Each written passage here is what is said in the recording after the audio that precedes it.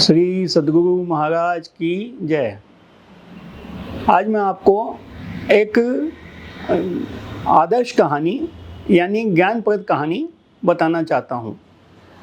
इस कहानी में ऐसा है कि पहले के जो सेठ लोग होते थे वो अपने बच्चे को कोई भी बात बताना चाहते थे तो बही खाते में लिख देते थे।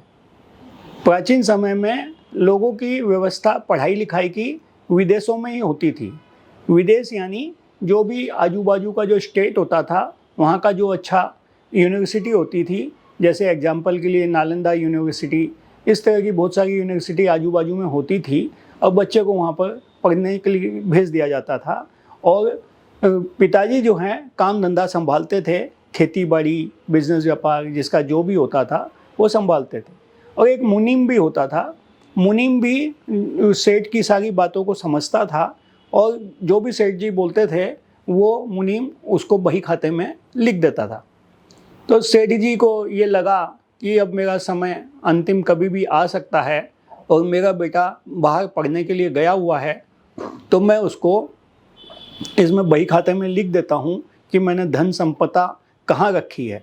तो उसने मुनीम को बोला कि इसमें ये लिख दो कि सारा धन जो है मैंने शिव जी के ये मंदिर में त्रिशूल पे रख दिया है और इसमें आज की डेट, टाइम और सब समय सब लिख दो। तो मुनीम जी ने लिख दिया और मुनीम जी लिख के और किसी वजह से नौकरी छोड़ के चले गए और इधर वो सेठ जी के भी प्राण चले गए।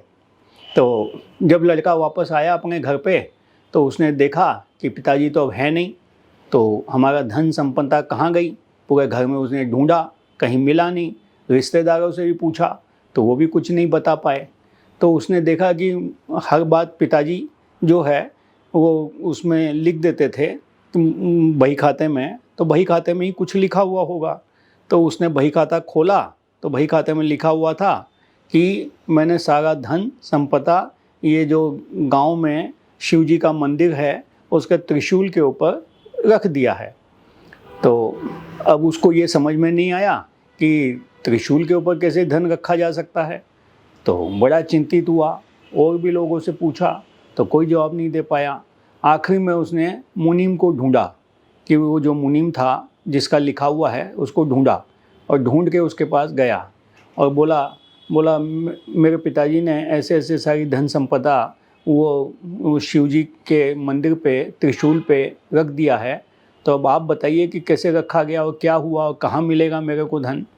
तो उन्होंने बोला कि तुम जो डेट लिखी हुई है उसी डेट पे उसी समय से आधे घंटे पहले मेरे पास आ जाना और तुम्हारा सारा धन मिल जाएगा।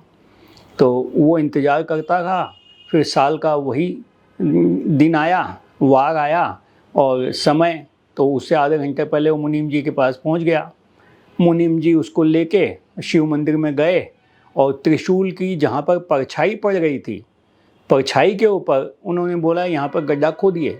तो वहाँ पर गड्ढा खोदा गया तो जितना धन था सारा का सारा उसमें से निकल गया और वो लड़का लेके सुखी हो गया। ये तो एक सांकेतिक बात है।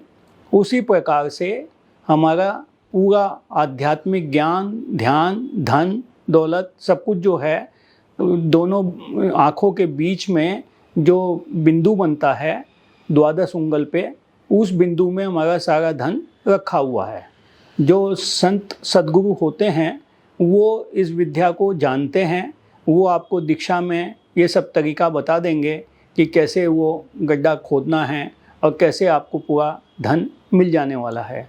ईश्वर ने वो सारा धन हमारा दोनों भवों के बीच में जो बिंदु है उसमें सारा गाड़ रखा है, लेकिन बिना मुनीम के ये बात हमको कोई बता नहीं सकता और बता नहीं सकता तो हम वो धन को प्राप्त कर नहीं सकते। इस तरह से आपको सद्गुरु से शिक्षा दीक्षा लेनी पड़ेगी और लेके ध्यान ज्ञान करना पड़ेगा, सद्गुरु की सारी बातों को मानना पड़ेगा और एक दिन करते करते आप संपूर्ण विश्व के मालिक बन जाएंगे और ध्यान करते करते एक दिन ईश्वर भी बन जाएंगे। और जब आप ईश्वर बन ही जाएंगे फिर उसके बाद क्या बाकी रह जाएगा।